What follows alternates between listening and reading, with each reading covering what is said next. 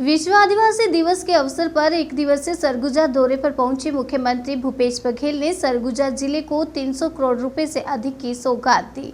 आपको बता दें कि आज पूरा विश्व आदिवासी दिवस मना रहा है, तो वहीं छत्तीसगढ़ सरकार आदिवासी को आगे बढ़ाने के लिए कई योजनाएं चला रही है।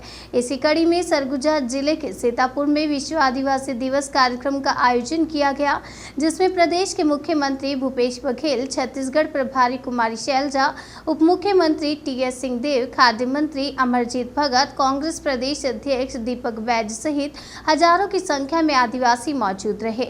इस दौरान प्रदेश के मुख्यमंत्री ने कहा कि पूरे प्रदेश में विश्व आदिवासी दिवस को शासकीय तौर पर प्रत्येक जिले में मनाया जा रहा है। इसी कड़ी में छत्तीसगढ़ के जगदलपुर और सरगुजा में भव्य तरीके से विश्व आदिवासी दिवस मनाया गया। सरगुजा जिले को 300 करोड़ रुपए से अधिक की सौगात मिली है। विश्व आदिवासी दिवस के दिन पूरे छत्तीसगढ़ में बहुत हर्षोल्लास के साथ मनाया जा रहा है। शासकीय तौर पर प्रत्येक जिले में इसका आयोजन हुआ है और जगदलपुर में भी हुआ और सीतापुर में भी इसका आयोजन हुआ, जिसमें विशेष रूप से हमारे राष्ट्रीय महासचिव कुमारी शैलजा जी और प्रदेश कांग्रेस कमेटी के अध्यक्ष दीपक भाई जी पहली बार सरगुजा आए हैं अध्यक्ष बनने के बाद, और महाराज सरगुजा वो भी सार्वजनिक कार्यक्रम में उप मुख्यमंत्री बनने के बाद पहली बार शामिल हुए हैं। उनका भी यहाँ सीतापुर में आगमन हुआ। बहुत बढ़िया आयोजन भाई अमरजीत भगत जी ने किया, वैसे हमेशा करते हैं इस समय, और विशेष रूप से बहुत बढ़िया आयोजन, उसके लिए मैं बधाई देता हूँ। बहुत सारे 350 करोड़ से अधिक की राशि के लोकार्पण और भूमि पूजन, और उसके बाद भाई अमरजीत ने जितनी भी मांगे की है, बीएड डीएड कॉलेज के साथ साथ यहाँ सड़क बनाने के बाद पुलिया, स्कूल उन्नयन, वो सारी चीज़ें जो उन्होंने मांगी है सबकी घोषणा मैंने की है। केंद्रीय मंत्री स्मृति ईरानी ने छत्तीसगढ़ सरकार को अडानी को जमीन देने का आरोप लगाया है, जिसको लेकर प्रदेश के मुख्यमंत्री भूपेश बघेल ने कहा कि स्मृति ईरानी को गांधी परिवार से फोबिया हो गया है। वहीं केंद्र सरकार पर निशाना साधते हुए कहा कि केंद्र सरकार के कॉल आवंटन राजस्थान को केंद्र सरकार ने किया, न कि राज्य सरकार ने किया। ऐसे कई राज्यों को कॉल आवंटन करने का काम केंद्र सरकार ने किया है। जितने भी मेजर मिनरल्स हैं वह सभी केंद्र सरकार के अधीन में है। पहले तो राज्य सरकार से पूछ परख भी की जाती थी, लेकिन अब नए कानून बनने के बाद राज्य सरकार से किसी भी तरह से पूछा नहीं जाता है। तो इस तरह के आरोप लगाने से पहले सोचना चाहिए। आदिवासियों के लाखों एकड़ जमीन भारतीय जनता पार्टी ने लुटवाया, ये ऑन रिकॉर्ड है। हमारी सरकार ने आदिवासी जमीन वापस किया, ये भी ऑन रिकॉर्ड है। आदिवासियों को 18 लाख हेक्टेयर से अधिक जमीन आवंटित कर दी, वो भी रिकॉर्ड है। मैंने भाषण में भी कहा है।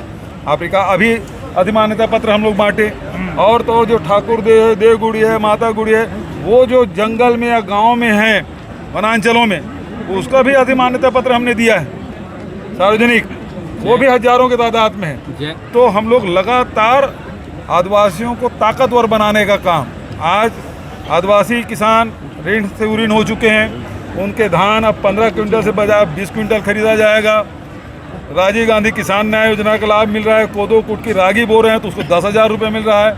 अब मुख्यमंत्री वृक्ष संपदा योजना है, उसका लाभ मिल रहा है। तो लगातार आदिवासी क्षेत्रों में आप देखेंगे पहले से संपन्नता आई है। मोटरसाइकिल, कितने मोटरसाइकिल हैं, कितने ट्रैक्टर हो गए, कार हो गए, जीप हो गए, सबके पास आगे संपन्नता आई है। तो ये अंतर आपको पूरे प्रदेश में दिखाई पड़ेगा। भाजपा के द्वारा कांग्रेस पार्टी को आदिवासियों की विरोधी सरकार कहने पर मुख्यमंत्री ने भाजपा पर निशाना साधते हुए कहा कि छत्तीसगढ़ में आदिवासियों की लाखों एकड़ जमीन को लुटवाया, यह ऑन रिकॉर्ड है। वहीं कांग्रेस सरकार ने आदिवासियों को जमीन दिया, ये भी ऑन रिकॉर्ड है। साथ ही कहा कि हम प्रदेश में आदिवासियों को ताकतवर बनाने का काम कर रहे हैं, जिसमें आदिवासी किसान ऋण से मुक्त हो चुके हैं। वहीं किसानों के धान 15 क्विंटल से 20 क्विंटल खरीदने का काम सरकार कर रही है। इस तरह से कई योजनाओं का लाभ आदिवासियों को मिला है, जिससे आदिवासियों में संपन्नता आई है। मुख्यमंत्री जी, सदन में स्मृति ईरानी ने राहुल गांधी और कांग्रेस से सवाल किया कि छत्तीसगढ़ में अडानी का आदिवासियों ने विरोध किया, उसके बावजूद सरकार ने जमीन क्यों दिया? कहाँ दिए हैं हम लोग? स्मृति जी का बयान है। वो असल में क्या है, उसको फोबिया हो गया है गांधी परिवार का, स्मृति ईरानी जी को। ये जमीन कोयला खदान आवंटन किसको किया? राजस्थान गवर्नमेंट। किसने किया? भारत सरकार ने। किसी राज्य सरकार ने किया? यहाँ महाराष्ट्र गवर्नमेंट को है, राजस्थान गवर्नमेंट को है, मध्य प्रदेश को है, गुजरात को था, आंध्र प्रदेश को था। सारे राज्यों को आवंटित करने का काम तो भारत सरकार करती है। तो उसमें ये मिथ्या आरोप, मतलब कुछ भी आरोप लगाएंगे बिना जाने समझे।